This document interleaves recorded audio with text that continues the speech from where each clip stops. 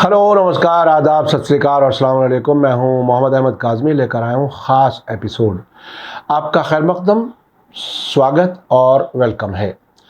हमारे मुल्क भारत में जब से 2014 में प्राइम मिनिस्टर नरेंद्र मोदी की लीडरशिप में बीजेपी आरएसएस की सरकार आई है, उसके बाद से ही नफ़रत की सियासत और बढ़ते हुए हिंदुत्व का असर तकरीबन हर जगह खुलकर नज़र आने लगा है।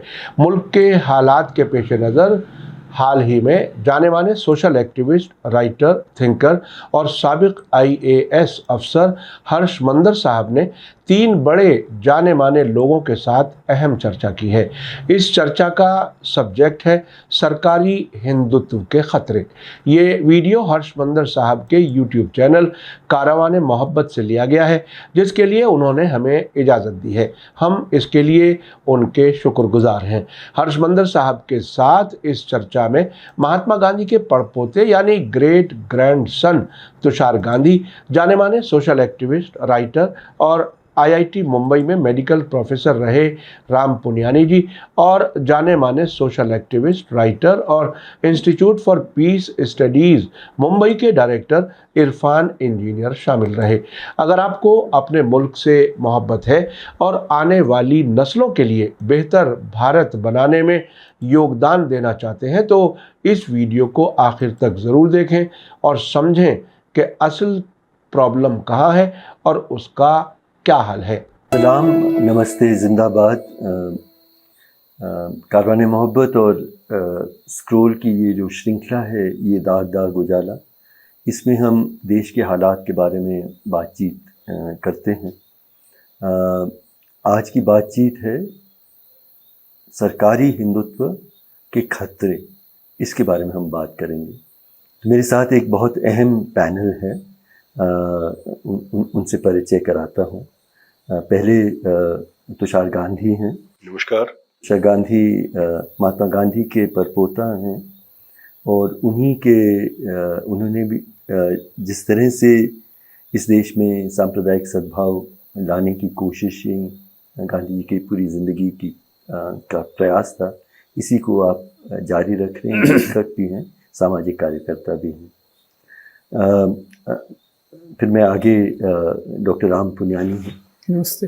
डॉक्टर राम पुनियानी मैं समझता हूँ कि देश की सबसे प्रमुख जो शांति के कार्यकर्ता हैं, उनमें इनका नाम ज़रूर शामिल होगा।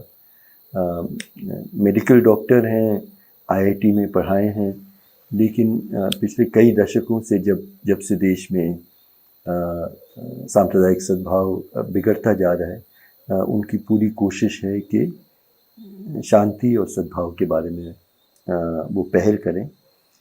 उन्हीं के एक और साथी हैं Irfan engineer, centre for study of societies and secularism, इसके आप निदेशक हैं और डॉक्टर राम पुनियानी के साथ काम करते हैं। इनके जो पिताजी थे वो देश के बहुत जाने माने शांति कार्यकर्ता थे, डॉक्टर अस्कर अली इंजीनियर। तो आप उन्हीं के काम को आगे बढ़ाते हैं। तो ये बहुत गंभीरता से हम ये सवाल आपसे पूछेंगे। संदर्भ तो यही है कि जब 2024 के राष्ट्रीय चुनाव के रिज़ल्ट आए, नतीजों को देखते हुए हमने देखा कि भारतीय जनता पार्टी के जो नंबर ऑफ सीट्स मिले, उससे वो अकेले सरकार बनाने में असमर्थ था। और जिन पार्टीज़ के समर्थन से ही वो सरकार बना पाए हैं, वो आरएसएस के विचारधारा को मानने वाले पार्टीज़ नहीं हैं। तो कहीं लगा कि हिंदुत्व का जो चक्र बहुत तेज़ी से इस देश में पिछले 10 सालों से चल रहा है, वो शायद थम जाए या कुछ रुक जाए। लेकिन अब जो 2-3 महीने इस नए सरकार का हमने देखा है,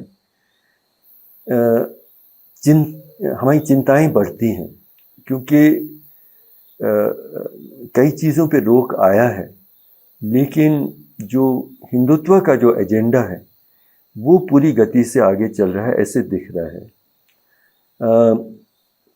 और उसके अलग अलग पहलू हम के बारे में हम बात करेंगे।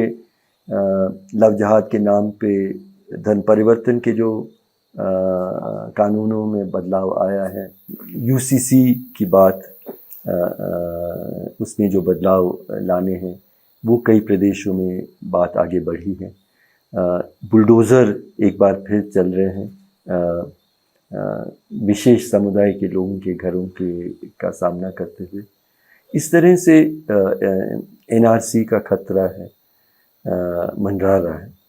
तो अगले महीनों में, अगले सालों में हम कैसा देश की अपेक्षा कर रहे हैं? अभी हिंदुत्व का जो एजेंडा है आरएसएस का, बीजेपी का, जो संविधान के मूल्यों के खिलाफ है, लेकिन उनका परम उद्देश्य रहा है,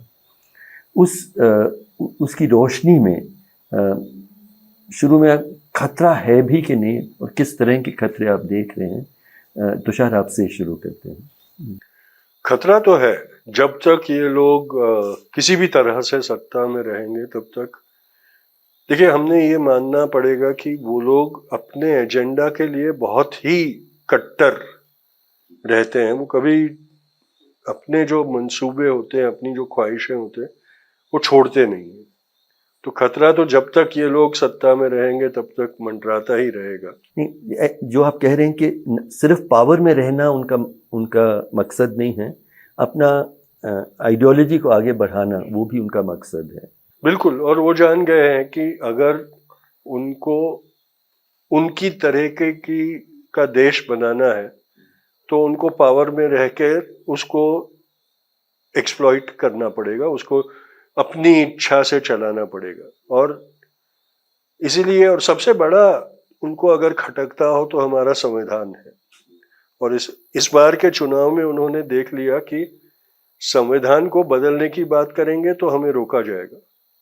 इसलिए अब वो लोग पिछले दरवाजे से संविधान को खोखला करने की नीति अपना रहे हैं। तो जो खतरा इलेक्शन के पहले था, जिसके बारे में हमने बहुत कामयाबी से कैंपेन करके लोगों को में वो चिंता जगाई, उसको काउंटर करने वाली स्ट्रेटेजी अब वो लोग इख्तियार कर रहे हैं और इस तरह से वो लोग ला रहे हैं। इसलिए मेरा मानना है, जब तक इस विचारधारा को हम पराभूत करके कमजोर नहीं कर देते, तब तक हम पर और हमारे देश पर ये खतरा रहेगा और वो लोग बाज नहीं आएंगे।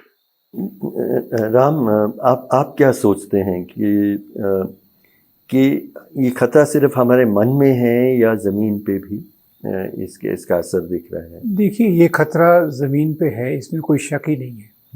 अगर आप देखें तो जो बीजेपी है वो अभी खुद होकर पावर में नहीं है, उसके अलाइज हैं, पर वो अलाइज हर जगह हर बार इसका विरोध नहीं करने वाले।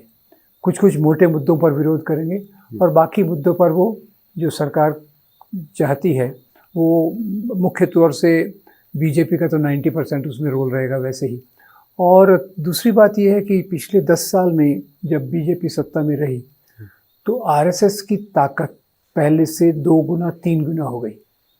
और मुझे लगता है कि बीजेपी तो केवल एक ऊपरी दिखने वाला भाग है और ये जो हिंदुत्व राजनीति का मुख्य खतरा है वो जैसे आइसबर्ग, हिम नदी का नीचे का भाग रहता है, वो आरएसएस है। और अभी तो आरएसएस पहले से मजबूत हो गया है, भले ऊपर से दिखता है उनमें कुछ मतभेद हैं वगैरह वगैरह, पर ज़मीनी धरातल पर जो आरएसएस की कैंपेन है वो पहले से ज़्यादा मजबूत हो गई है।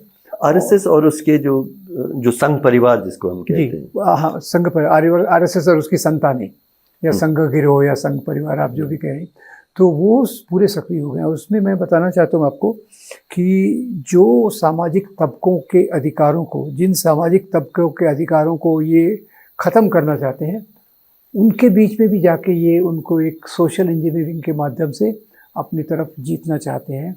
उनका एक तो उसमें धार्मिकता बढ़ा के, सोशल इंजीनियरिंग के माध्यम से कुछ उनके प्रतीकों को सामने ला के, कुछ उनके लीडर्स को प्रमोट करके। तो ये खतरा समाज में केवल सत्ता का ही नहीं है, ये जो सत्ता, इसमें कह सकते हैं कि आरएसएस जिस प्रकार से काम करता है वो एक बहुत विशेष प्रकार का तरीका है, जिसमें वो अभी 2014 तक तो सत्ता में नहीं थे, फिर भी आरएसएस का काम चल रहा था। तो 2014 के बाद क्या फ़र्क आया? 2014 के बाद ये फ़र्क आया कि बीजेपी सत्ता में होने के कारण आरएसएस को काम करने में ज़्यादा आसानी हो गई। और जो अभी के आंकड़े आ रहे हैं, आरएसएस की ब्रांचेस पहले से 2 गुना से ज़्यादा हो गई हैं। उनके प्रचारक, जो उनमें हाईएस्ट लेवल के वर्कर्स रहते हैं, उनकी संख्या बहुत बढ़ गई है। और जैसे आपने कहा संघ परिवार, मैं परिवार शब्द उनके लिए इस्तेमाल नहीं करता, क्योंकि परिवार एक बहुत प्यारा शब्द है। संघ गिरोह कह लीजिए, जो भी कीजिए, तो उसमें बहुत सारे संगठन वो जुड़ते जाते हैं। और अभी करीब 100 से ऊपर संगठन उसमें चल रहे हैं, और वो समाज की अलग अलग चीज़ों पर काम करने की कोशिश कर रहे हैं। तो ये सब खतरा केवल हमारे दिमाग में नहीं है, खतरा समाज में है, और हम गहराई से देखें तो वो हमको दिख भी सकता है। इरफान, आप बताएं कि किस तरह का खतरा, मतलब सबसे बड़ा खतरा क्या है आगे के महीनों में, सालों में इस सरकार के? मुझे लगता है खतरा सही है, और इनफैक्ट खतरा बढ़ गया है, क्योंकि बीजेपी को लगता है कि जब तक वो हिंदुत्व की विचारधारा की धरातल नहीं बनाएंगे, तब तक उनका सत्ता में रहना मुश्किल है। वाजपेयी के टाइम पर जब उन्हें एक लिबरल चेहरा अपनाना था और गठबंधन करना था, गठबंधन को साथ में लेना था, बहुत सारी पार्टियों को उनके सहारे पावर में आना था, तब वो थोड़ा लिबरल चेहरा और आरएसएस की एक्टिविटीज, संघ परिवार की एक्टिविटीज छुपा कर करते थे, एकदम खुले में नहीं करते थे, वो सब था। लेकिन अब तो खुले में कर रहे हैं, और अब they are now riding a tiger. जो हिंदू राष्ट्रवाद के शेर पर जो सवार हो गए हैं, उस पर से उतरना अब मुश्किल है उनके लिए। तो उतरना चाहते भी तो नहीं है। अगर उतरना चाहे तो भी नहीं उतर सकते हैं, क्योंकि इतने सारे हम देख रहे हैं कि सोशल मीडिया के द्वारा, व्हाट्सएप और इन साधनों के द्वारा, इन प्लेटफॉर्म्स के द्वारा वो अपनी विचारधारा और जहर अफसानी लगातार कर रहे हैं, और वो इनफैक्ट और ज़्यादा बढ़ रही है। हमें सोशल मीडिया पर भी दिखता है, अखबारों में भी दिखता है, जो बीजेपी के चीफ मिनिस्टर्स हैं उनके स्टेटमेंट्स भी उस तरीके से दिखते हैं। अब ये जिहाद को फ्लड के साथ जोड़ने लगे। हिमांशु बिश्व शर्मा ने कहा मुसलमान अब फ्लड जिहाद कर रहे हैं। अब देखिए आसाम में वो मुस्लिम मैरिज एक्ट को निरस्त कर दिया, रिपील कर दिया। काजी जो रजिस्टर करते थे मुस्लिम मैरिजेस को, उसको ख़त्म कर दिया। पॉलीगैमी को ख़त्म कर दिया। अब ये ऐसा बता रहे हैं कि हम मुस्लिम परिवार, मुस्लिम कल्चर में हस्तक्षेप करके उनका राष्ट्रीयकरण कर रहे हैं। उसी तरह से ईसाइयों का राष्ट्रीयकरण कर रहे हैं। ऐसा वो खुलेआम कर रहे हैं, बता रहे हैं, जता रहे हैं, और नई पॉलिसीज़ उनकी आ रही है, कानून सख्त आ रहे हैं। 15 अगस्त को जो नरेंद्र मोदी ने अपना भाषण दिया, उसमें सेक्युलर कोर्ट की बात की। ये एक इशारा है कि वो हिंदुत्व का एजेंडा नहीं छोड़ेंगे और उस पर कायम रहेंगे। तो मुझे लगता है कि इनका अब कंपल्शन हो गया है कि हिंदुत्व को जब तक और ज़्यादा, और हिंदुत्व से मेरा मतलब है कि जो हिंदू धर्म से नहीं, लेकिन मैं मानता हूँ कि हिंदुत्व की विचारधारा हिंदू धर्म के भी खिलाफ है और हमारे संविधान के विपरीत भी है। तो ये जो एंटी कॉन्स्टिट्यूशनल एक विचारधारा है, जब तक एक बार आपने उसको अपना लिया तो आपको उस पर डटे रहना पड़ेगा, उसकी धरातल बनाना पड़ेगी, और वो धरातल लगातार बना रहे हैं। तो यही बात जो आप यूनिफॉर्म सिविल कोड की बात वहीं से शुरुआत करते हैं। इसमें जो डीप डाइव हम करने की कोशिश कर रहे हैं, वैसे तो संविधान में भी कहा गया था कि यूनिफॉर्म सिविल कोड होना चाहिए, और कई लोग मानते हैं कि सभी धर्मों के जो पर्सनल लॉज हैं वो कहीं कहीं महिला हक के विपरीत है। तो क्या नुकसान है, आप लोग क्या नुकसान समझते हैं या क्या खतरा समझते हैं जब BJP RSS uniform civil code की बात कर रही है? तो शायद उनकी जो फितरत है, उनकी जो डिवाइसिव आइडियोलॉजी है, उस आइडियोलॉजी के माइंड्स जब यूनिफॉर्म सिविल कोड की बात करते हैं तो ऐसा नहीं लगता कि सबको एक समान रैशनलाइज करेंगे, ऑब्जेक्टिवाइज करके जो टारगेट्स हैं उनको अफेक्ट करने वाला पूरा वो बदलाव करेंगे। ये उनकी फितरत रही है और ये उनका स्टेटेड एजेंडा है। ऐसा भी नहीं है कि अनस्टेटेड बात है, इनका स्टेटेड एजेंडा है। तो इसलिए जब वो लोग बात करते हैं तो, और दूसरी जो इनकी अभी तक की जो आचरण नीति को अगर हम देखें तो वो डेमोक्रेटिक प्रोसेस से एक भी ये जो बदलाव करते हैं, कानून करते हैं, वो डेमोक्रेटिक प्रोसेस से नहीं करते। डेमोक्रेटिक प्रोसेस को मैनिपुलेट करके अपना अभी तक के उनके जो पिछले 2 टर्म्स में जो उन्होंने किया है वो अगर देखा जाए वो जोर जबरदस्ती थोपते हैं और इतनी चालाकी से करते हैं कि उनके ऊपर ये तोहमत प्रस्तापित नहीं होती कि भाई वो लोग अनपार्लियामेंट्री काम करते हैं, जबकि सारा का सारा उनका जो प्रोसेस ऑफ वर्क है वो अनपार्लियामेंट्री, एंटी डेमोक्रेटिक है। और जब ऐसी फितरत के लोग ये सारी बातें करने लगे तो बहुत स्वाभाविक है कि जो लोगों को भारत की जो मिलीजुली तहजीब, जो हम बहुत फख्र से बोलते हैं गंगा जमनी तहजीब, उसके जो हिमायती है उनको कहीं ना कहीं जाके खतरा महसूस हो, वो बहुत स्वाभाविक है। इसमें मैं इरफान से थोड़ा मुखालफत करूंगा कि ये लोग अपने बनाए हुए शेर और अपने बनाए हुए आदमखोर शेर पे सवार हैं। तो कोई सवाल ही नहीं उठता कि उनको कभी ऐसा मन भी हो कि उसके ऊपर से उतरे वो लोग। वो तो चाहेंगे कि उसके ऊपर बैठ के उस शेर की आदमखोर प्रवृत्ति को पोषते रहे वो लोग। तो ये लोग, और दूसरा अभी जो खतरा है, हमने ऐसा सोचा कि भाई ये बैसाखी वाली सरकार है तो चल नहीं पाएगी अपने ऊपर, लेकिन दोनों बैसाखियां खुदगर्ज है और सौदागर जो मित्र पक्ष है उनके सौदेबाज है। तो वो लोग अपना फायदा लेने के लिए हर चीज का सौदा करेंगे और उसी को एक्सप्लॉइट मोदी करेंगे कि भाई चलो तुमको 2 रोटी मैं डाल देता हूं, मेरी 1 रोटी मुझे दे दो। तो सौदे में संविधान के जो मूल्य हैं, संविधान के जो हक हैं, वो भी सौदे में शायद मतलब साइड ट्रैक हो जाएंगे। हर सौदेबाजों को किसी चीज का उसके बाजारू मूल्य से ज्यादा महत्व नहीं होता, तो वो लोग तो सौदा ही करेंगे, चाहे वो संविधान का सौदा हो चाहे ईमान का सौदा।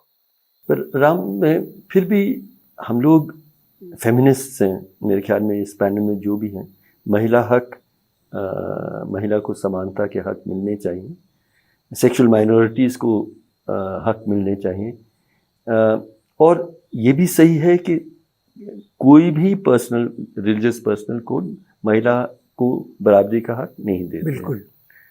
तो क्या प्रॉब्लम है जब बीजेपी आरएसएस इस बात को आगे बढ़ाती है? देखिए, इसका अगर आप थोड़ा पृष्ठभूमि देखें तो आज़ादी के बाद सबसे पहले ये जो हिंदू कोड बिल की बात आई थी, उसके पीछे यही योजना थी कि जो आपने बिल्कुल अच्छी बात किया कि हर एक रिलीजियस कोड में महिलाओं को अधिकार बहुत कम है। तो उस समय पंडित नेहरू और डॉक्टर आम्बेडकर के विचार ये थे कि हम हिंदू समाज यहाँ का मुख्य समाज है, पहले वहाँ से शुरू करें, वहाँ से शुरू करेंगे। और इसमें आम्बेडकर ने ये स्पष्ट कहा कि हमारे जो सिविल कोड है वो सब महिलाओं को दुय्यम अधिकार देते हैं और उनको बराबरी का अधिकार मिलना चाहिए। यानी ये यूनिफॉर्म सिविल कोड के बदले मैं जो शब्द इस्तेमाल करूँगा वह जेंडर जस्ट सिविल कोड। जी बिल्कुल, going towards gender just civil code, जिसमें महिलाओं को बराबरी का अधिकार है।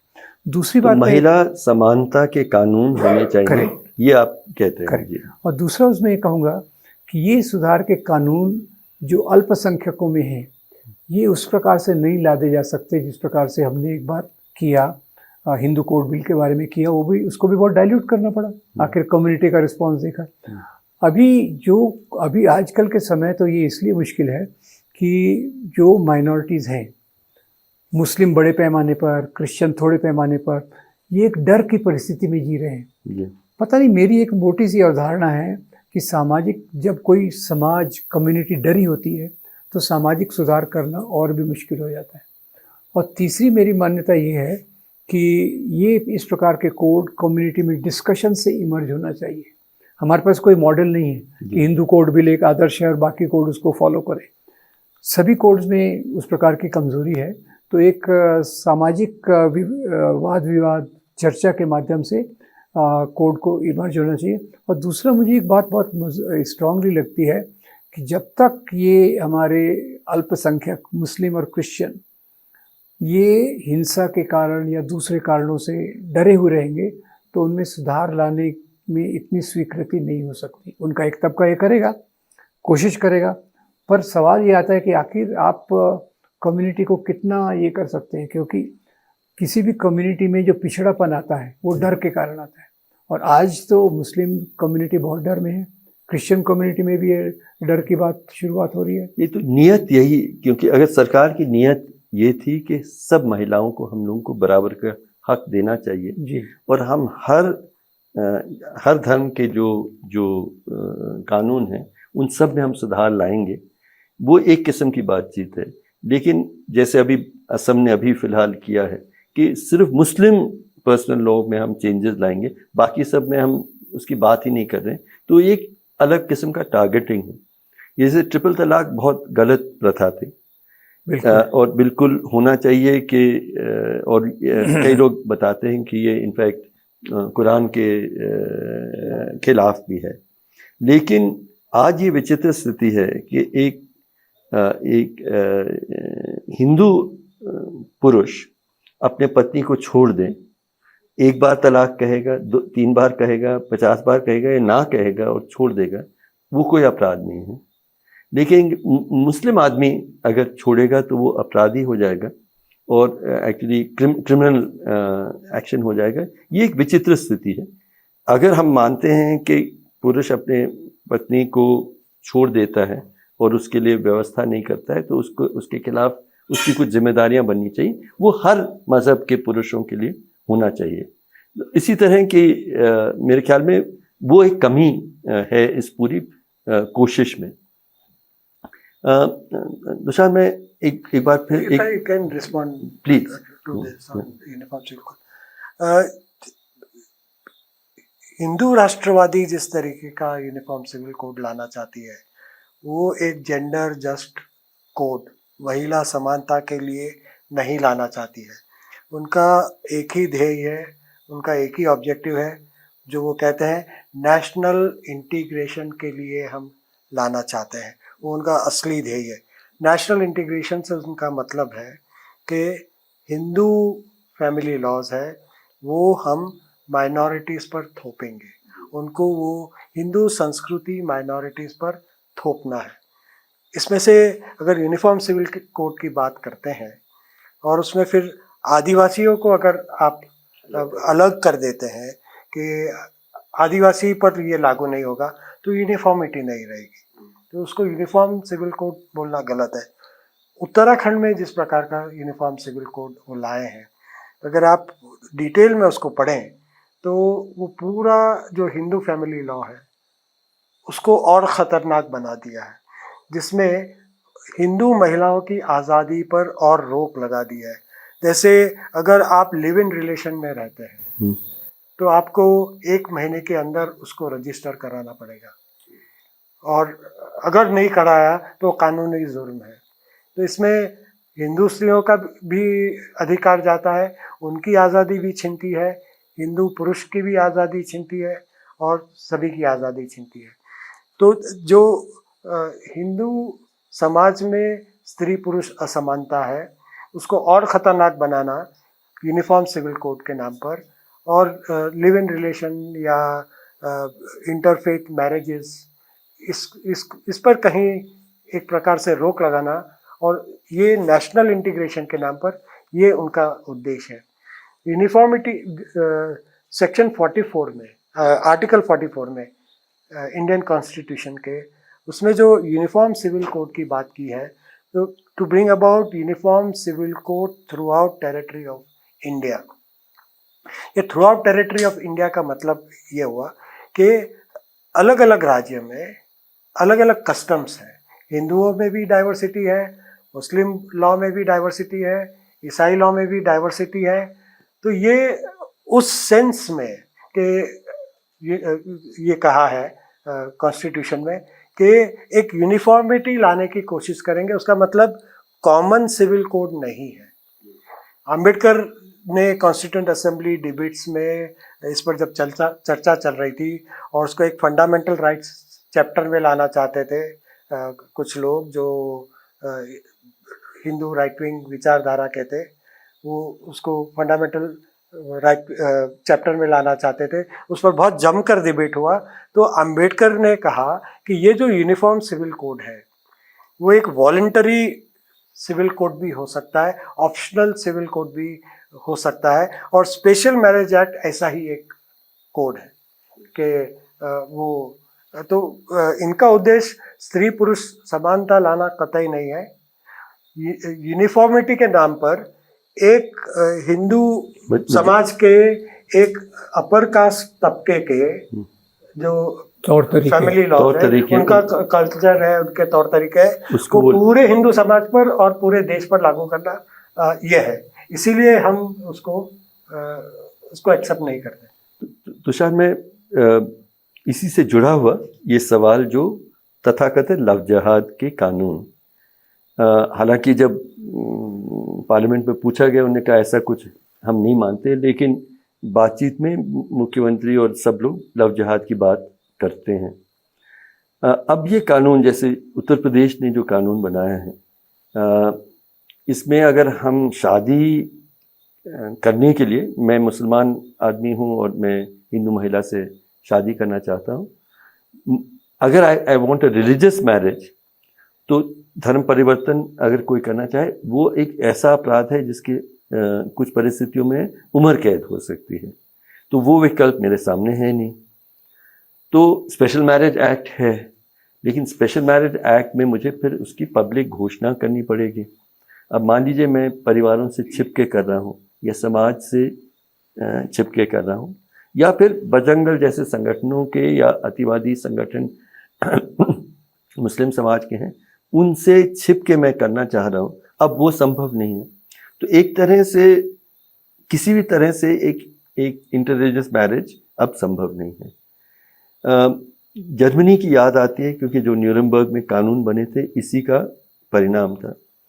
आप गांधी जी के परपोते हैं, मैं बस पूछना चाह रहा था कि गांधी जी के क्या विचार थे अगर अंतर जाति अंतर धर्म के विवाहों के बारे में, वो क्या सोचते थे? देखिए, इसमें भी बापू के विचारों को और उसके आचरण को देखेंगे तो एक अपने को थोड़ा उसमें भेदभाव की नीति दिखेगी, क्योंकि मेरे दादा को जब एक मुसलमान लड़की से प्रेम हो गया था दक्षिण अफ्रीका में जी, तो बापू ने कस्तूरबा का बहाना निकालकर उनको मना कर दिया था जी, वो शादी करने से। मैं शिकायत नहीं कर रहा हूँ, क्योंकि मेरी दादी जो बनी वो मुझे बहुत प्यारी थी और मैं उनका बहुत प्यारा नाती था, पर कहीं ना कहीं जाके बापू के हाथ वो भूल हुई थी जिसका इन लोगों ने उपयोग भी किया था। जब भी वो ये लव जिहाद के खिलाफ प्रचार कर रहे थे तो सोशल मीडिया पे ये वाकया उन्होंने बहुत प्रचलित किया था कि अपने बेटे को ही मुसलमान से शादी करते हुए रोका था करके। पर ये लोग ये भूल गए कि उसके बाद बापू ने ये भी कहा था कि अंतर जातीय लग्नों में शादियों में ही मैं जाऊंगा, और इसके चलते उनके दो बेटों ने जो अपनी ही जाति की लड़की से शादी की उसमें वो नहीं गए थे, और सबसे छोटे बेटे ने ब्राह्मण की लड़की से शादी की, तो उसमें सिर्फ वो गए थे। और तो ये विपरीतता थी। लेकिन मैं इसमें ये जो लव जिहाद वाली बात है उसमें मोटे मोटे हमको ये लग रहा है कि मुसलमानों को टारगेट किया जा रहा है, लेकिन इनका असली जो मकसद है वो इंटर कास्ट मैरिजेस पे है जी। क्योंकि सबसे बड़ा खतरा उनको ये लग रहा है कि इंटर कास्ट मैरिजेस अगर बढ़ गए और कास्ट के जो पार्टीशंस है वो इरेज होने लगे क्योंकि मल्टी कास्ट पॉपुलेशन होने लगा, तो फिर उनका जो कास्ट वर्चस्व वाली राजनीति है वो कहाँ रहेगी। तो ये हमने समझना बहुत जरूरी है कि ये लोग हमेशा एक पत्थर से दो चिड़िया का शिकार करने की कोशिश करते रहते हैं। बहुत शातिर लोग हैं ये। तो ये सारी बातें भी हमने समझना बहुत आवश्यक है कि वो जब एक बात करते हैं तो उसके बैकग्राउंड में जो विचारधारा है उसको अगर हम समझेंगे नहीं तो उनका मकसद पूरा हो जाता है। बोले चलो दो चिड़िया नहीं मार सके, एक तो झोली में आ गई हमारे। तो ये हमने समझना बहुत जरूरी है। जब तक बापू की बात है तो मेरे दादा के साथ उन्होंने जो किया वो उनकी एक बहुत बड़ी गलती थी, मैं समझता हूँ। मुझे कई बार पूछा जाता है कि बापू ने क्या गलत किया था तुम्हारे मानने पर, तो मैं ये बात कहता हूँ कि ये मेरे को लगता है कि उनका एक हिमालयन ब्लंडर था। लेकिन उसके बाद उन्होंने अपने को सुधारते हुए ये बात भी समझी थी कि अगर मैं जो चाहता हूँ कास्ट के बैरियर्स डिसॉल्व करना तो वो सिर्फ मैरिज के थ्रू ही हो सकते हैं। ये वो स्वीकार करते थे जी। जब 370 का बदलाव हुआ तो ये बातचीत आरएसएस पर बीजेपी के भी लोगों ने कहा कि अब हम कश्मीर की लड़कियों के साथ रिश्ता बना सकते हैं। तो ऐसा नहीं है कि उनको धार्मिक विवाह के बारे में परहेज है। अगर हिंदू पुरुष मुस्लिम महिला के साथ शादी करे तो वो बहुत सही है। और उसको हम कई जगहों में लोग बताते हैं कि बजरंग दल वाले पहुंच के वहाँ डीजे भी बजाते हैं और जश्न भी मनाते हैं जब एक हिंदू पुरुष एक मुस्लिम महिला से शादी करते हैं। लेकिन उल्टा हो उसको अब उन्होंने इतना बड़ा कानूनी अपराध किया है। तो कहीं महिला को एक तरह से संपत्ति के तौर पे देख रहे हैं। उस समुदाय की संपत्ति महिला है, तो अगर जब वो शादी करती है तो वो संपत्ति दूसरे समुदाय में चली जाती है।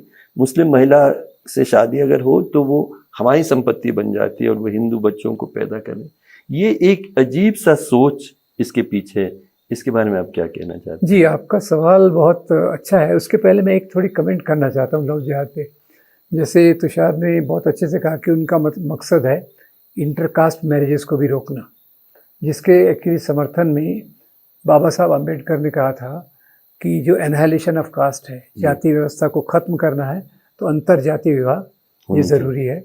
और उनकी खुद की जब दूसरी शादी हुई एक ब्राह्मण डॉक्टर से, तो उन्होंने कहा आज अगर बापू होते तो बहुत खुश होते जी। एक दूसरा मैं कहना चाहता हूँ कि लव जिहाद के मुद्दे में जैसे वो एक तीर से दो शिकार करना चाहते हैं।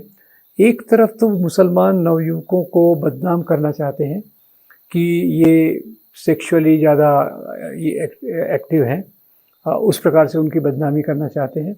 और दूसरी तरफ उनका बड़ा उद्देश्य ये भी है कि वो हिंदू लड़कियों पर नियंत्रण रखें, जो आपके अगले सवाल से जुड़ा हुआ है कि जो इनकी धर्म के नाम पे जो राजनीति चलती है वो पितृसत्तात्मक मूल्यों को लेके ही चलती है।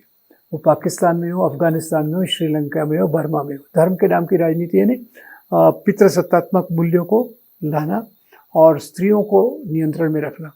और जो आपने जैसा कहा कि पितृसत्तात्मक मूल्यों में स्त्री को तो संपत्ति माना जाता है, तो इसलिए देखिए कि हमारी शादियों में कन्यादान होता है, पुत्रदान नहीं होता है।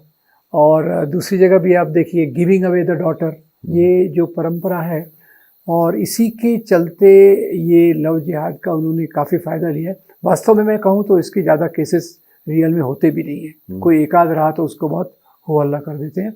और दूसरी आपने जो बात कही कि अगर हिंदू पुरुष मुस्लिम लड़की से शादी करता है तो उसका तो स्वागत वो इसी आधार पे करता है कि एक दूसरे की संपत्ति हम लेकर आए हैं, अब ये हमारी संपत्ति हो गई है। और इसलिए एक कमला भसीन ने एक बहुत अच्छा इसका उदाहरण दिया था कि पति शब्द का क्या मतलब होता है।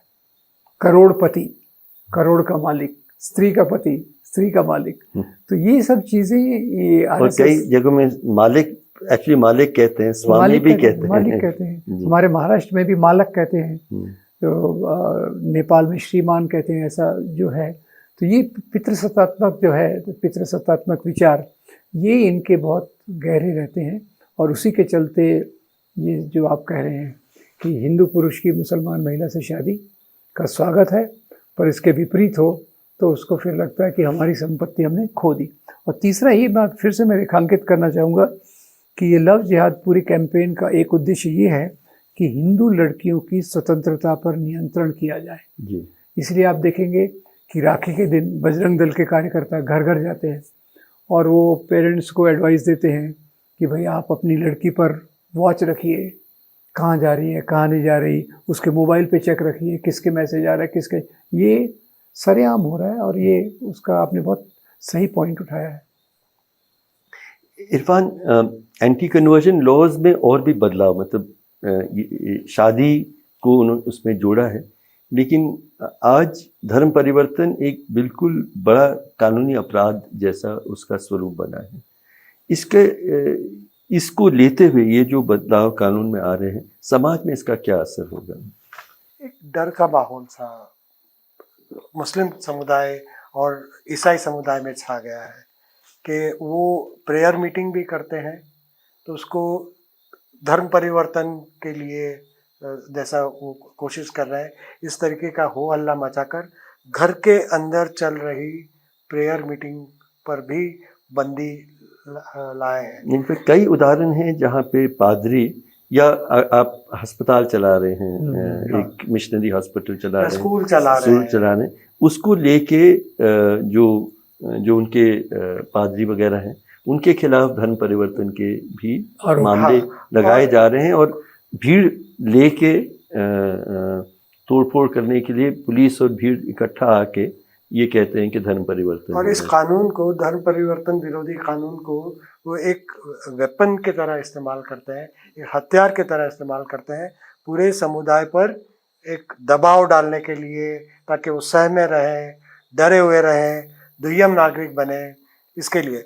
और ये मौलाना उमर गौतम और मौलाना सिद्दीकी, उनको पकड़कर धर्म परिवर्तन के इल्ज़ाम में डाला, लेकिन UAPA का चार्ज लगाया, सेडिशन का चार्ज लगाया, राजद्रोह का इल्ज़ाम लगाया उन पर और कई सालों तक वो जेल में रहे। अब वो बेल पर बाहर है, लेकिन सालों तक जेल में रहे।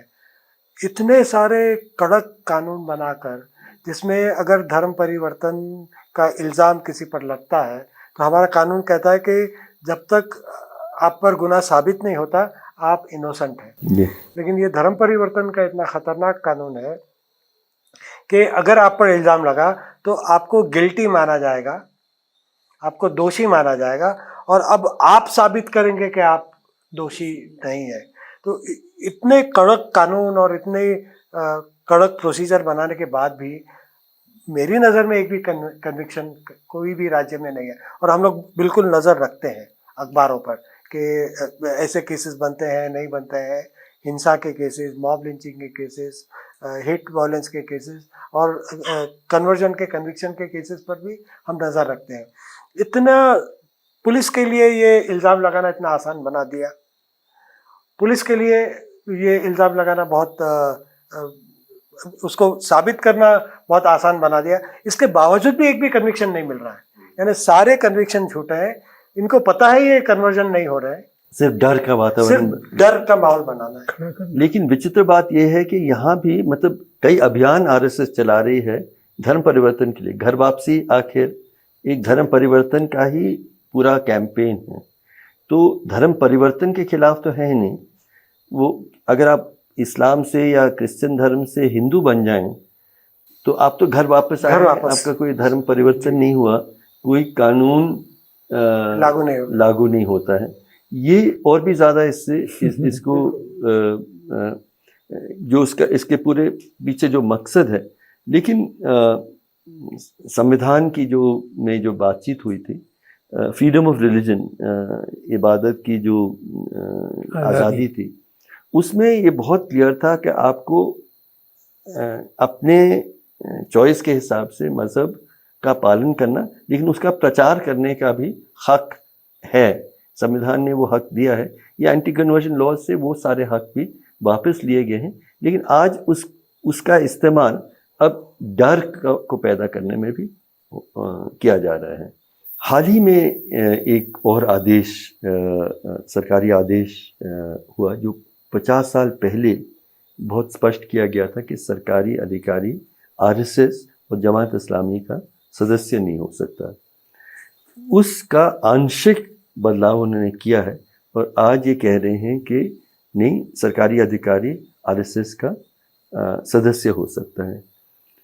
मैं आईएएस अधिकारी रहा हूँ, 6 ज़िलों में कलेक्टर रहा हूँ, और उस पूरे दौर में जब सिखों के खिलाफ हिंसा हुई थी, बाबरी मस्जिद का पूरा मूवमेंट चला था, ये कल्पना करना, क्योंकि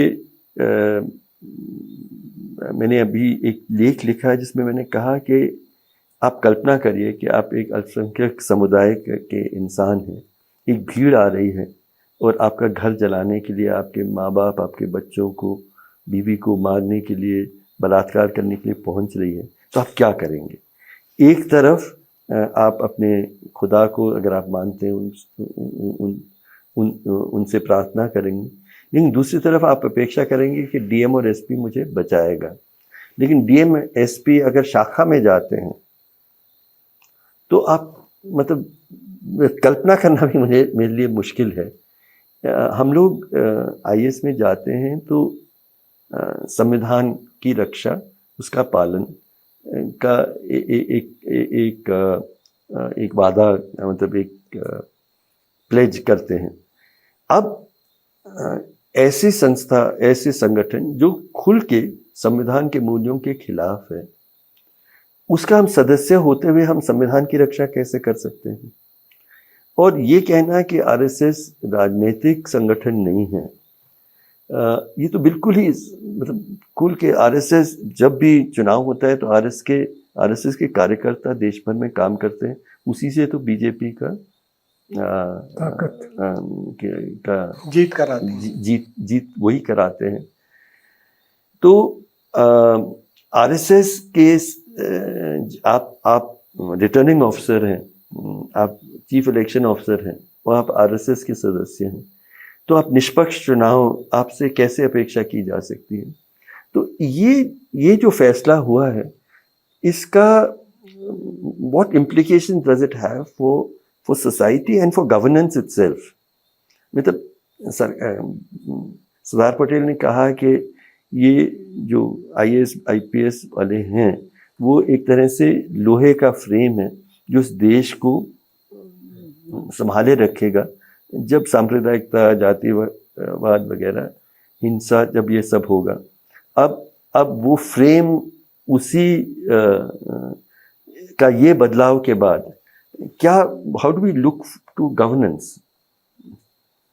आप कोई भी बोलना चाहें। देखो हर्ष, मैं समझता हूं कि अलमारी तोड़नी हो और अगर आप में धैर्य हो कि भाई मुझे कोई जल्दी नहीं है ये तोड़ने की, मैं कुल्हाड़ी लाके इसको तोड़ूं, तो सबसे आसान बात होती है दीमक लगा देना। और संघ जो है वो हमारे देश को लगी हुई दीमक है, इसलिए वो जहां भर भी उसको लगाया जाएगा उसको खोखला करेंगे ही वो, और यही उनकी नीयत होती है, क्योंकि उन्होंने इस देश को आजादी के बाद जैसे बनाया गया उसे उन्होंने कभी माना ही नहीं या स्वीकार ही नहीं किया है। उनके लिए ये देश का अस्तित्व एक उनके स्वप्नों का खंडन है। वो चाहे हमारे लिए बहुत बड़ा दुष्स्वप्न हो, लेकिन उनके स्वप्नों का खंडन है। तो 50 साल तक तुमने राष्ट्रीय झंडा भी नहीं बिल्कुल फहराया। बिल्कुल, वो नहीं फहराएंगे। अब जो फैलाते हैं वो हमारी आंखों में धूल डाल रहे हैं। जब नहीं फैलाते थे तो हमको उनकी नीयत स्पष्ट दिखाई देती थी। अब वो लोग हमारी आंखों में धूल डालकर हमको बताते हैं कि आप अपने घरों पे झंडा लगाओ तो ही आप देशभक्त कहलाओगे। जिन लोगों ने अपने घरों पे कभी झंडा नहीं फहराया था वो लोग। तो ये जो है वो ये हमने समझना चाहिए कि वो तो हर प्रकार से इस मुल्क को खत्म करने, नष्ट करने के लिए मंसूबे करते ही रहे। ये जो मुद्दा आपने कहा कि अब वो लोग ये आईएएस और आईपीएस को भी संघ में जाने देंगे, उनका मेंबर होके, एक्टिव मेंबर होते हुए सरकारी पदों पर रहने देंगे, सिनिकली मैं इसका बहुत अवकार करता हूँ। क्यों? क्योंकि मैं इसको ज्यादा खतरा समझता हूँ कि आरएसएस वाला चोरी छुपे आईएएस बन जाए, आईपीएस बन जाए और मुझे पता भी न चले। जब वाजपेयी और अडवाणी की सरकार, प्रथम सरकार आई थी, तो मुझे लगता है एक सर्कुलर द्वारा अडवाणी जी ने ये कहा था कि चाहे तो सरकारी अफसर जो है वो शाखा के लिबास में अपने ड्यूटी पे जा सकते हैं। ऐसा एक सर्कुलर उन्होंने डाला भी था। जब मुझे पूछा गया कि भाई तुम इसको कैसे रिएक्ट करते हो, मैंने कहा मैं इसका तहे दिल से अवकार करता हूँ। मैं बहुत खुश हूँ कि ये है, क्योंकि जब मैं सरकारी दफ्तर में जाऊंगा और मुझे संघ का पोशाक पहना हुआ अधिकारी दिखेगा तो मुझे पता चलेगा कि मुझे किसके पास नहीं जाना है। अभी मैं जाता हूँ तो मुझसे विश्वासघात करने के बाद मुझे पता चलता है कि ये संघी था करके। पर ये सिनिकल एक बात है। भी सिनिकल बात है। और यही मैं ये कहना चाह रहा हूँ कि जैसे मैंने उदाहरण दिया था कि जब भीड़ आती है मुझे मारने के लिए दंगे में, या मैं दलित जाति का हूँ और मुझ पे वार हो रहा है, उसके अलावा आप शिक्षक रहे हैं। अगर शिक्षक आरएसएस का सदस्य हो सकता है, वो किस तरह का सोच स्कूल में, कॉलेज में फैलाएगा। डॉक्टर आरएसएस के सदस्य हों, क्योंकि मैंने दंगे बहुत देखे और अब ये लिंचिंग के केसेस में भी हम बात कम करते हैं, लेकिन जो डॉक्टर्स की भूमिका कई बार बहुत ज़्यादा सांप्रदायिक। 2020 का जो दिल्ली में जो दंगे हुए थे, वहाँ डॉक्टरों ने जिस तरह का व्यवहार ये दंगा से प्रभावित लोगों के साथ किया था, अब वो खुल के आरएसएस के सदस्य हो सकते हैं। देखिए हर्ष, ये अभी तो आपने दिल्ली दंगों की बात की, आपने तो गुजरात दंगों पे भी बहुत काम किया है। गुजरात के दंगों के समय भी डॉक्टर्स ने बहुत नकारात्मक भूमिका निभाई थी।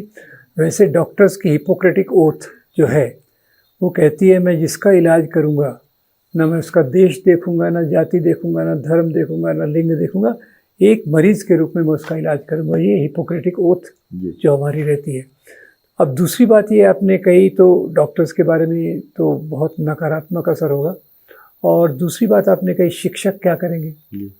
वैसे भी वो नई शिक्षा करिकुलम जो ला रहे हैं उसमें भी बहुत मसाला है।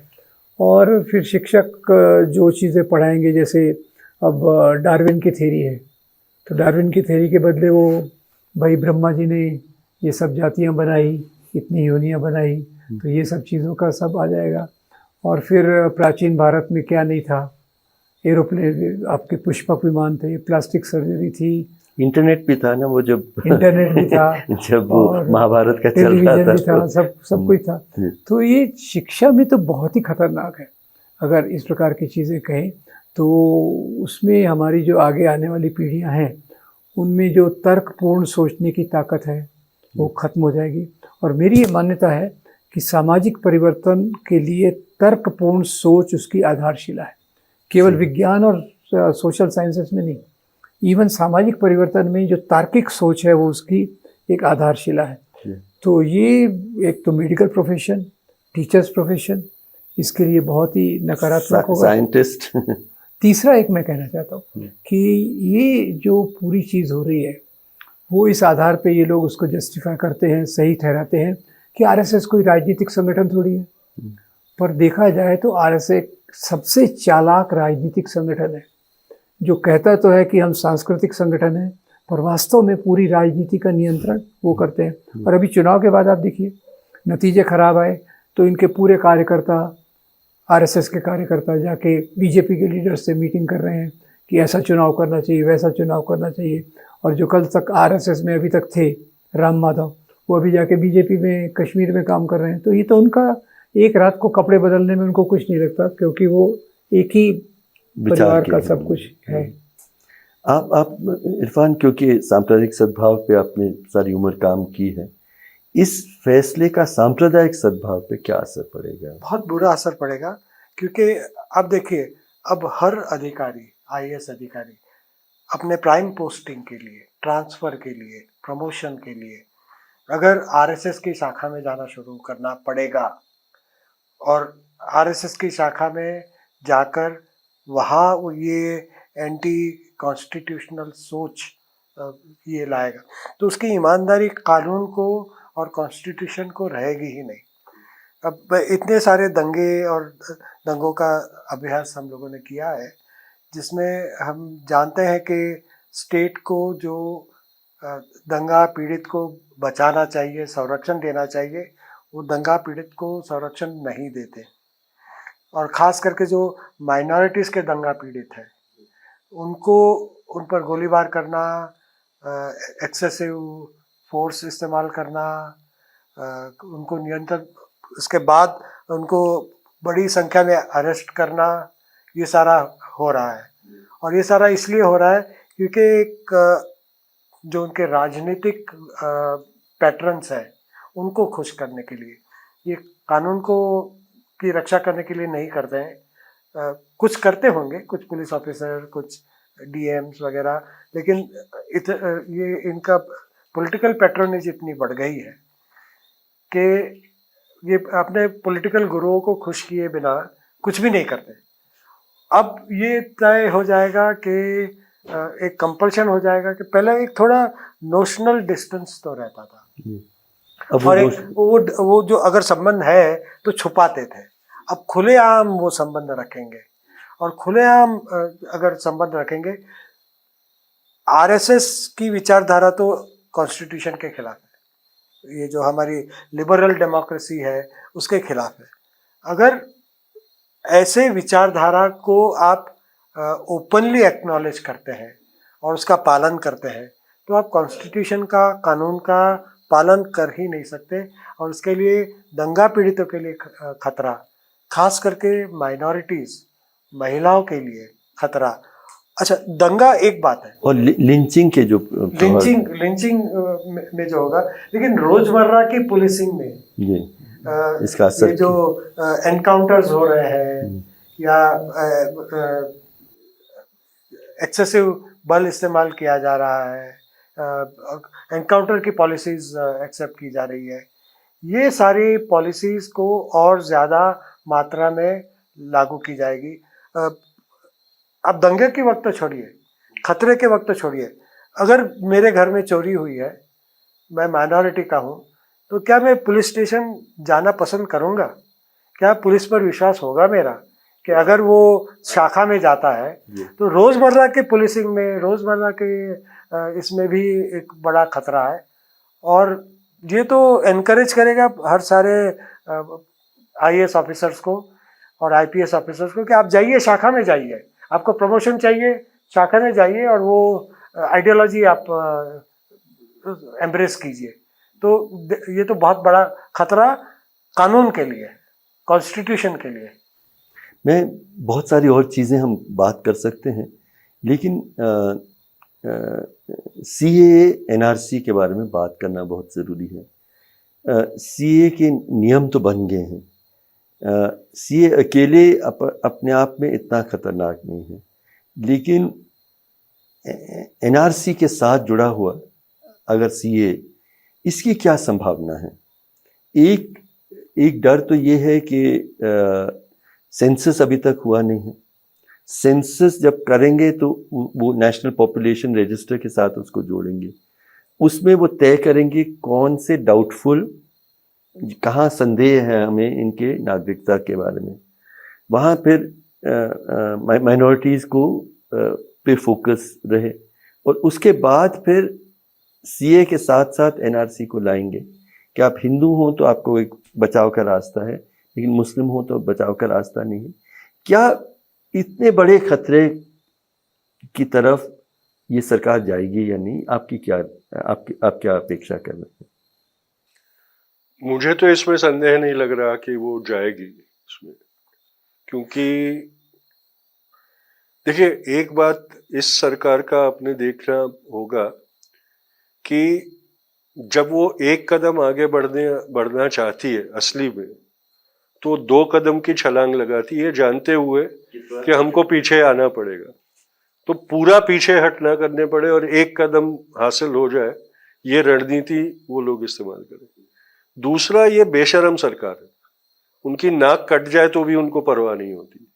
जिस तरह से वो लोग आ रहे हैं, अभी जो उन्होंने ये कानून वापस लिए, एक के बाद एक कानून वापस लिए, जो लेटरल एंट्री वाला, फिर वक्फ का, ये सारे जो कानून बड़ी निर्लज्जता से उन्होंने कहा कि, पर उन्होंने ये भी सिद्ध कर दिया उनकी जो वोटरी है उनको, कि देखो तुमने हमको पर्याप्त संख्या नहीं दी तो हमारी ये हालत हो रही है।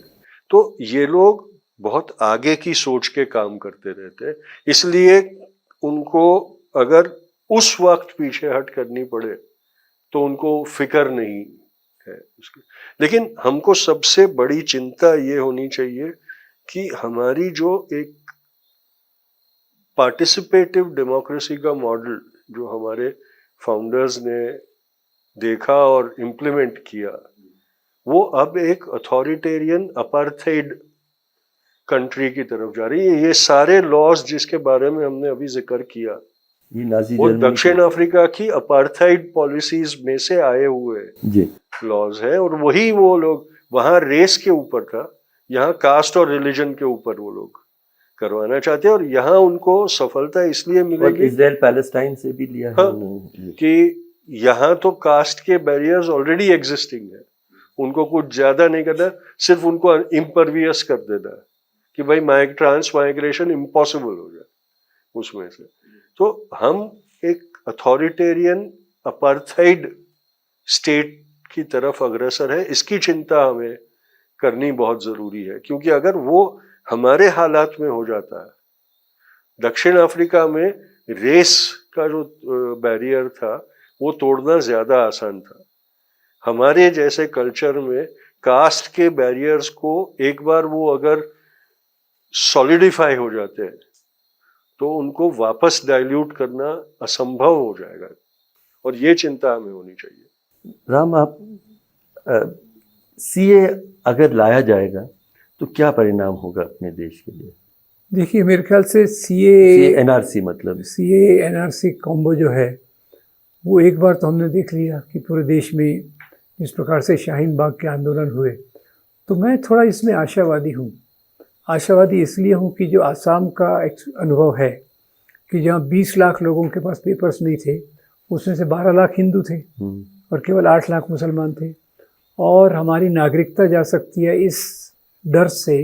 जिस प्रकार से शाहीन बाग के आंदोलन हुए, क्या ये लोग उनको दबा सकेंगे? अभी तो मेजॉरिटी में भी नहीं है, अभी तो उनके अंदर भी कई ऐसे घटक हैं जो उनकी बैसाखियाँ हैं, वो मेरे ख्याल से तो इतनी बेशर्म नहीं होंगी कि इस प्रकार की चीज़ को होने देंगी। तो मैं एक थोड़ा सा आशावादी रवैया रखना चाहता हूँ कि एक तो आसाम का अनुभव, दूसरा शाहीन बाग, और तीसरा इनकी एब्सोल्यूट मेजॉरिटी नहीं है।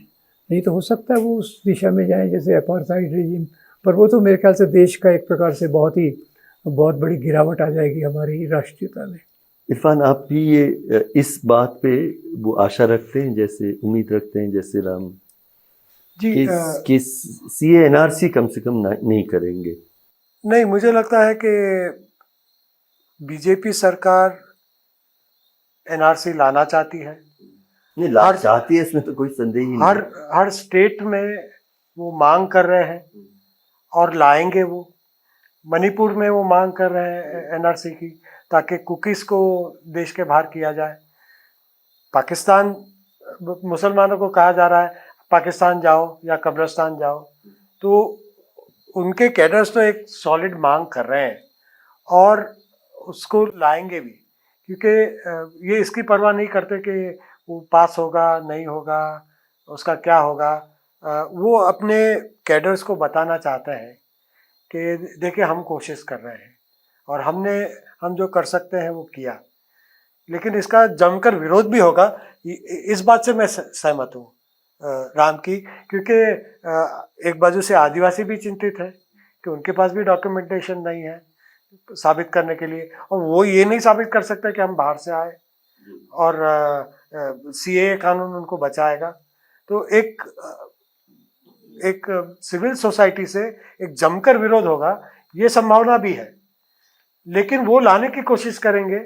और ये उसका भी आपको शक नहीं है? उसका भी मुझे शक नहीं। देश टूट सा जाएगा अगर ये इसको सही। जबरदस्ती लागू करे। मैं इसमें सिर्फ एक बात कहना चाहता हूँ कि जो उनका मंसूबा है सीए एनआरसी का, उसमें उनको सफलता इसलिए भी मिली है कि जो पहली बार हुआ तो वो लोग एक पूरी इमेज दिखा सके कि ये देखो मुसलमान ही इसका विरोध कर रहे हैं, ये पूरा विरोध मुसलमान का है। जैसे फार्मर एजिटेशन को उन्होंने एक खालिस्तानी बताने की बहुत सफल उन्होंने योजना की, वैसे ही सीए एनआरसी के लिए उन्होंने एक दुष्प्रचार ये कर दिया कि ये देखो मुसलमान ही इससे डर रहे हैं, जिनकी नीयत पे शक हमेशा रहा है वो ही डर रहे हैं। तो ये सिर्फ उनको, तो आपने उसको सपोर्ट करना चाहिए। जबकि जैसे इरफान ने कहा कि आदिवासियों पे भी खतरा है, दूसरों पे भी खतरा है, सब कई लोगों के ऊपर ये खतरा आने वाला है, और अगर कानूनन बात करें तो वो सब उसमें एड्रेस होने जरूरी है। इसलिए विरोध हो सकता है, लेकिन विरोध मुसलमान सिवा नहीं हो रहा है उसका, और वो भी एक पोलराइजेशन का शस्त्र बन सकता है। अगर सीए एनआरसी आया और मुसलमानों ने ही वापस रास्तों पे उतरना शुरू किया तो वापस उनका पोलराइजेशन एजेंडा सक्सेसफुल होगा। पहले आंदोलन में वही एक वक्त था जब मुझे लगा कि गांधी जी अगर होते तो उनको बहुत गर्व होता कि हर समुदाय के लोग खड़े होके उसका विरोध किया था। आखिरी सवाल मेरा नफरत के वातावरण के बारे में इस देश में पिछले 10 सालों में जो माइनॉरिटी मुस्लिम क्रिश्चियन माइनॉरिटीज़ हैं, कुछ हद तक दलित और आदिवासी के खिलाफ एक जो हिंसा और नफरत का जो दौर चला है,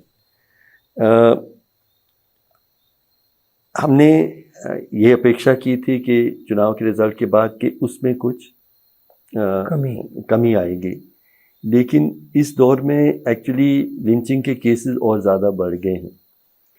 तो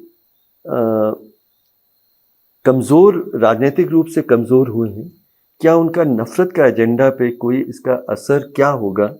आप कैसे अपेक्षा करते हैं जो मुस्लिम समुदाय एक डर के माहौल में ज़िंदगी अब काट रहा है कई जगहों में, लिंचिंग के डर से, और क्रिश्चियन समुदाय में भी अपने इबादत प्रार्थना में उनको डर सा हो गया है, क्या उसमें कमी आएगी या वैसी ही स्थिति रहेगी?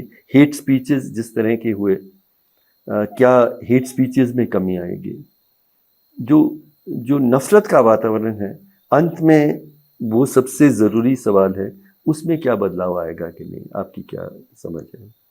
हर्ष, मैं इसमें थोड़ा उदासीन विचार का हूँ। मैं अब ये मानने लगा हूँ कि हम एक नफरतबाज संस्कृति है, हम एक नफरती लोग हैं, नफरती टेम्परामेंट के लोग हैं, जो कुछ पलों के लिए ही नफरत को छोड़कर मोहब्बत का रास्ता पे चलते हैं, पर पहले मौके पर वापस उस नफरतबाज विचारधारा में चले जाते हैं। तो शायद उल्टा भी हो सकता है ना, गांधी जी के पीछे जो लड़ाई लड़ी गई थी, और बहुत ज़रूरी है कि और धाराएं भी थी, भगत सिंह और वामपंथ का, डॉक्टर बाबा साहब अम्बेडकर का और सुभाष बोस का, लेकिन हिंदू मुस्लिम एकता का ये देश होगा मुसलमान को बराबर के हक मिलेंगे, ये सब सहमत थे। तो मुझे लगता है कि हिंदुस्तानी लोगों ने ये दिखाया कि हम मोहब्बत के रास्ते पे चलने के लिए उत्सुक हैं। और अब जो हम देख रहे हैं, शायद ये कुछ वक्त के लिए हम पीछे हटें और वापस वहीं पहुंचेंगे। मैं बहुत खुश हो जाऊंगा कि ये सही निकले।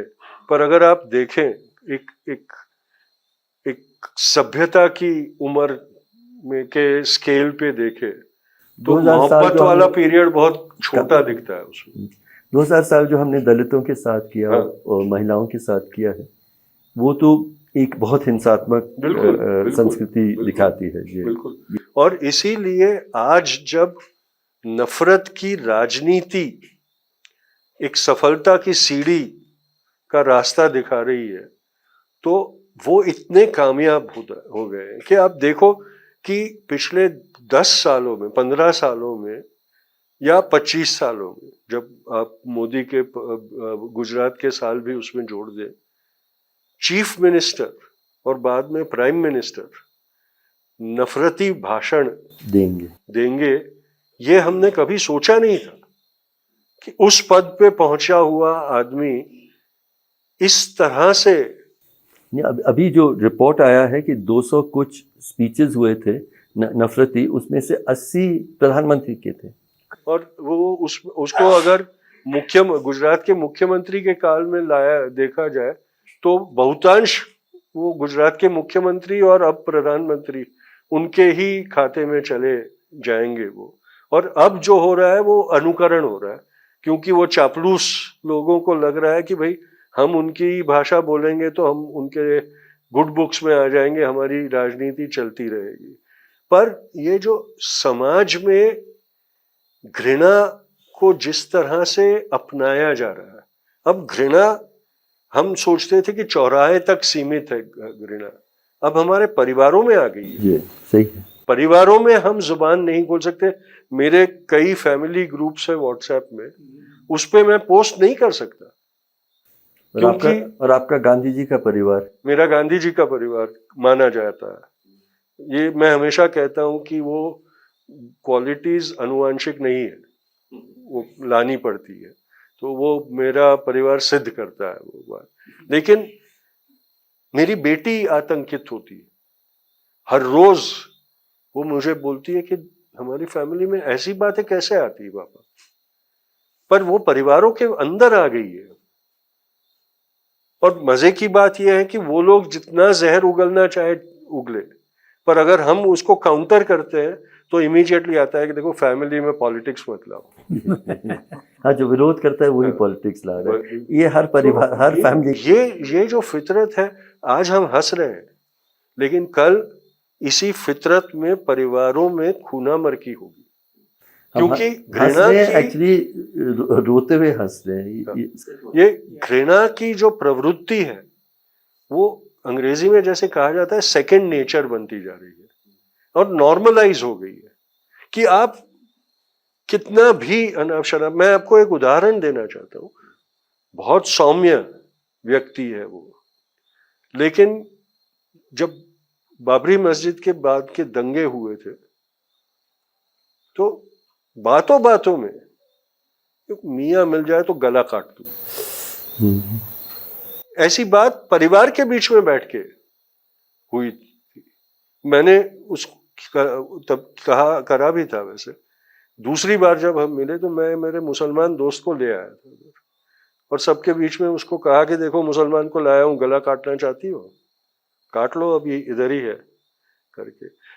पर ये बात इतनी स्वाभाविक कैसे हो गई जी। इसके ऊपर हमने सोचा। पहले होता था, ये नफरत का आलम पहले भी होता था, लेकिन वो छुप छुप के किया जाता था, या मॉब के अंदर जब एनोनिमिटी मिलती थी तब किया जाता था। अब प्यार की बात जो कर रहा है वो छुप के कहते हैं। प्यार की बात करनी होती तो छुप के बात करते हैं। ये कहते हैं कि भाई माहौल देख के बात किया करो। रेस्टोरेंट में आप बैठे हो, आप अपने टेबल पे डिस्कशन नहीं कर सकते, बाजू के टेबल वाले आके आपको गालियां देना शुरू करते हैं। तो ऐसा जो इसीलिए मैं बहुत कन्विंस हो गया हूं कि हमारी फितरत नफरतबाजों की है। राम, आप जो नफरत का वातावरण है, डर का वातावरण है अल्पसंख्यक समुदायों के लिए, दलित आदिवासी के लिए, उसमें क्या कोई बदलाव आएगा? देखिए, इसमें तुषार ने काफ़ी अच्छे से बताया, उससे मैं पूरा सहमत हूँ। पर एक मैं कारण इसमें बताना चाहता हूँ। ये नफ़रत स्वाभाविक नहीं है। इस नफ़रत को पैदा किया गया है सिलसिलेवार तरीके से 100 साल से। आप समझ जाइए, 100 साल, 99 साल से वो नफ़रत पैदा की गई है। वो शाखाओं से चालू होकर शिशु मंदिर, एकल विद्यालय, फिर उनकी किताबें, फिर सोशल मीडिया, फिर आईटी सेल, और फिर अभी तो फिल्मों में भी उसने ज्वाइन कर लिया है। तो ये जो लोगों के बीच में नफ़रत आई है, अभी हमने ऐसा दौर भी देखा था जब लोगों के बीच में मोहब्बत बहुत मजबूत थी। जब गांधी जी पूरे आंदोलन का नेतृत्व कर रहे थे तो उसमें ज़्यादा जो सेंटिमेंट, भावनाएं थी, वो प्यार की थी, मोहब्बत की थी। समाज तो वही है हम, पर बदलाव कैसे चालू हुआ? बदलाव इसलिए चालू हुआ कि जो आरएसएस ने जिस प्रकार का प्रोपेगेंडा हर लेवल पे 1 से लेकर 10 तक चुपचाप चालू रखा, उसका सक्रिय विरोध, उसका काउंटर नहीं रखा गया जी। हमारे समाज का सबसे बड़ा मुश्किल ये है। तो वो अभी आगे कैसे कम होगा? क्योंकि अभी जो सोशल ग्रुप्स हैं, फिर से मैं आशावादी बात करना चाहता हूँ कि जो सोशल ग्रुप्स हैं, अभी तक उन्होंने सांप्रदायिकता के सवाल को इतना गहराई से नहीं लिया था। जो मैं देख रहा हूँ पिछले करीब 1 साल से, सबको लग रहा है भाई सांप्रदायिकता का सवाल बहुत महत्वपूर्ण है, नफ़रत को मिटाने के लिए काम करना चाहिए। उसमें मुझे एक आशा दिखती है, क्योंकि जब तक हम इसका एजेंडा को, इसकी हेट को काउंटर नहीं करते, वो अपने आप नहीं जाने वाली। और ये भी मैं मानता हूँ कि इसको इंजेक्ट किया गया है और धीरे धीरे वो बढ़ी है। और दूसरी बात ये है कि जिस प्रकार से आज का समाज चल रहा है, उसमें बहुत सारा स्पेस है कि हम इसका मुकाबला कर सकें, क्योंकि हमने अभी तक न सोशल मीडिया का पूरा इस्तेमाल किया है, न सभी ग्रुप्स ने इसको किया है। और इसमें मैं पॉलिटिकल पार्टी से कोई ज़्यादा उम्मीद नहीं रखता। ज़्यादा इसमें जो काम करने की ज़रूरत है वो एक सामाजिक धरातल के ग्रुप्स को करने की है। और जहाँ तक आपने दलित आदिवासी का कहा, देखिए, दलित आदिवासी के खिलाफ भी जो नफ़रत पैदा की गई है, क्योंकि आरएसएस का केवल एक पैर नहीं है। एक पैर है अल्पसंख्यकों के खिलाफ नफ़रत फैलाना, उसका दूसरा पैर है मनुस्मृति के मूल्यों का गुणगान, गोल्डन पास्ट। वो गोल्डन पास्ट की जब बात करते हैं तो उसमें दलित दुय्यम हो जाते हैं, आदिवासी दुय्यम हो जाते हैं, या आप उनको महिला बिल्कुल, ये दलित और महिला का सवाल बिल्कुल समांतर चलता है। तो उसमें मुझे लगता है कि ये एक चीज़ है कि ये भी, इसमें भी आरएसएस का बहुत बड़ा हाथ है। जैसे पितृसत्तात्मक मूल्यों के लिए, अब आप देखिए आरएसएस में कोई महिला तो है नहीं, जो इनका शीर्ष संगठन है। महिलाओं के लिए इन्होंने बनाया हुआ है राष्ट्र सेविका समिति, उसमें स्वयं शब्द है ही नहीं, सेल्फ इज मिसिंग। तो ये दलित आदिवासियों की जहाँ तक हम बात करते हैं और स्त्रियों की भी बात करते हैं, ये इसमें पूरा पहले मनुस्मृति के बारे में डायरेक्टली इन्होंने लिखा, ये हमारा सबसे महान ग्रंथ है। अभी उन्हीं चीज़ों को ज़्यादा चालाकी से, सोफिस्टिकेटेड तरीके से उसमें शहद लगा के वो प्रस्तुत कर रहे हैं, पर विचारों में कोई फ़र्क नहीं है। तो वो भी, उसके लिए भी हमको एक प्रोएक्टिव, सक्रिय काम करना पड़ेगा, ऑटोमेटिक वो भी जाने वाला नहीं है। इरफान, आप क्या समझते हैं? नफरतें मैं देख रहा हूँ कि बढ़ रही है, खास करके जहाँ बीजेपी शासित राज्य है उसमें बढ़ चढ़कर बढ़ रही है जी। हम लोग नफरती भाषण का मॉनिटरिंग करते हैं, उसमें ये पता चलता है कि जहाँ इलेक्शन आने वाले हैं वहाँ नफरतें फैलाने का काम बढ़ जाता है। जैसे छत्तीसगढ़ में कभी भी हिंदू मुस्लिम का प्रॉब्लम नहीं था, और अब बीजेपी सरकार आई है और वहाँ पे पहला लिंचिंग वही हुआ। अभी महाराष्ट्र में बहुत बड़े पैमाने पर चल रहा है, क्योंकि महाराष्ट्र में उनको लगता है कि वो इलेक्शन हारेंगे और उनकी एक ही आशा है इलेक्शन जीतने की कि हिंदू मुस्लिम विभाजन अगर किया जाए, वोटों का बंटवारा किया जाए, तो उसके लिए वो निरंतर नफरती भाषण दे रहे हैं। मिनिस्टर्स दे रहे हैं, एमपीज दे रहे हैं, बीजेपी के एमएलएज दे रहे हैं, दूसरे दे रहे हैं। दूसरा, हमें ये देखना चाहिए कि सोशल मीडिया प्लेटफॉर्म का बखूबी इस्तेमाल होता है। अभी एक महाराज है, तथाकथित हिंदू महाराज, जिन्होंने अपने महाराष्ट्र में प्रॉफेट मोहम्मद का अपमान किया, उसकी बेहुरमती की, और एकनाथ शिंदे उनके साथ बैठकर कहते हैं, वो करने के बाद उनके बारे में कहते हैं कि ऐसे राष्ट्र संत जहाँ हो उस राज्य का भला होगा और आप पर हम कभी कोई आँच नहीं आने देंगे। ये ओपनली ये ऐसा स्टेटमेंट उन्होंने कहा।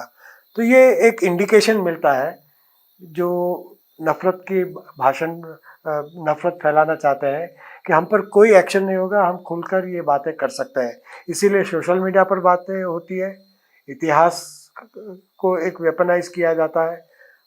एनसीईआरटी और पाठ्यक्रम में जो नफरत वाली बातें हैं सूक्ष्म रूप से है, इनडायरेक्ट है, कुछ डायरेक्ट है, कुछ इनडायरेक्ट है, लेकिन वो बातें टेक्स्ट बुक्स में है। तो वो जब तक वहाँ से नहीं निकालेंगे तो बच्चों के माइंड पॉइजन होते रहेंगे। और ये जो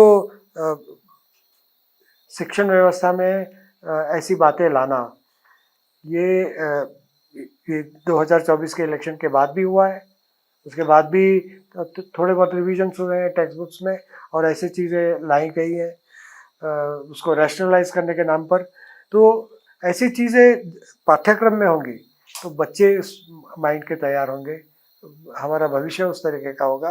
और राम जैसे कह रहे थे कि ये नॉर्मलाइज हो रहा है, तो नॉर्मलाइज होने की वजह क्या क्या है? मीडिया, जो गोदी मीडिया है, डेली कोई ना कोई नफरत वाला मुद्दा उठाकर उस पर चर्चा करता रहता, वो तो बंद नहीं हुए, उस पर कोई एक्शन भी नहीं लिया। जब तक स्टेट कानून का पालन नहीं करेगी और नफरती भाषण, नफरती वक्तव्य है उस पर रोक नहीं लगाएगी, उस पर कड़ी कानूनी कार्रवाई नहीं करेगी, तब तक मीडिया भी करता रहेगा, सोशल मीडिया में भी चलता रहेगा। ये जो नॉन स्टेट एक्टर्स हैं, ये जो संघ परिवार वाले, वो बढ़ चढ़ कर करते हैं और पॉलिटिशियंस, मिनिस्टर्स और चीफ मिनिस्टर्स कर रहे हैं। तो हम लोग तो मॉनिटरिंग करते तो देख रहे हैं कि ये बढ़ रहा है। करेक्ट। तो साथियों, मैं एक बात इसमें, अभी तक मैंने सब निराशावादी बातें इसमें की है, इसलिए एक आशावादी बात भी कि कोशिश नहीं छोड़ेंगे, नफरत कितनी भी हावी हो जाए कोशिश नहीं छोड़ेंगे। और इसलिए हमने अभी इस 9 अगस्त को, जब अगस्त क्रांति दिन हमने मनाया, तो हमने ये घोषणा दी कि 42 में बापू ने अंग्रेज़ों को भारत छोड़ो का ऐलान किया था और भारत छोड़ो आंदोलन किया था। 24 में हम नफरतों भारत छोड़ो ये नारा देकर नफरतों को भारत से भगाने की और नफरतबाजों को भारत से भगाने की मुहिम करेंगे। ये हमने लड़ाई लड़ दी है, कितनी भी वो हमें अभी की सिचुएशन निराश करती हो, लड़ाई और जंग नहीं छोड़ना। बहुत अच्छी बात आपने कही। ये कोई शक नहीं है कि हमारा देश एक बहुत ही खतरनाक मोड़ पे पहुंचा है। नफरत की आंधी और ऐसे संगठन जिनका संविधान के मूल्यों से का विरोध हमेशा से रहा है, आज वो सत्ता में हैं। उनकी स्थिति कुछ कमज़ोर हुई है, लेकिन उनका जो आइडियोलॉजी है उस पर वो लगातार उसी तरह से काम कर रहे हैं। हम लोग अपेक्षा कर रहे हैं कि नफ़रत भी बढ़ेगा और देश को बांटने की जो अलग अलग कोशिशें हैं वो भी और ज़्यादा मजबूत होंगी। लेकिन इस सब के बीच में मुझे यकीन है कि हम भारत के लोग अंत में नफ़रत को जीतने नहीं देंगे। बिल्कुल। और हम भारत के लोग, वो भारत जो बाबा साहब अम्बेडकर ने संविधान में जिसके बारे में बात की थी और गांधी जी के नेतृत्व में जो आज़ादी की लड़ाई हमने लड़ी थी, वो भारत हम हासिल करेंगे। लेकिन इसके लिए एक बहुत लंबी लड़ाई अभी हमें लड़ना बाकी है। हर्ष, वापस 42 का एक स्लोगन, करेंगे या मरेंगे। मीडिया स्टार वर्ल्ड की ये पेशकश आपको कैसी लगी कमेंट्स में ज़रूर लिखें। इसी के साथ मुझे दीजिए इजाज़त। थैंक यू, धन्यवाद, शुक्रिया। जय भारत, जय हिंद। मीडिया स्टार वर्ल्ड के और वीडियो देखने के लिए हमारे चैनल को सब्सक्राइब करें और सीधे नोटिफिकेशन पाने के लिए बेल आइकन दबाएं। और अगर हमारी खबर सच्ची और अच्छी लगे तो अपने व्हाट्सएप, इंस्टाग्राम, फेसबुक और ट्विटर अकाउंट पर जरूर शेयर करें।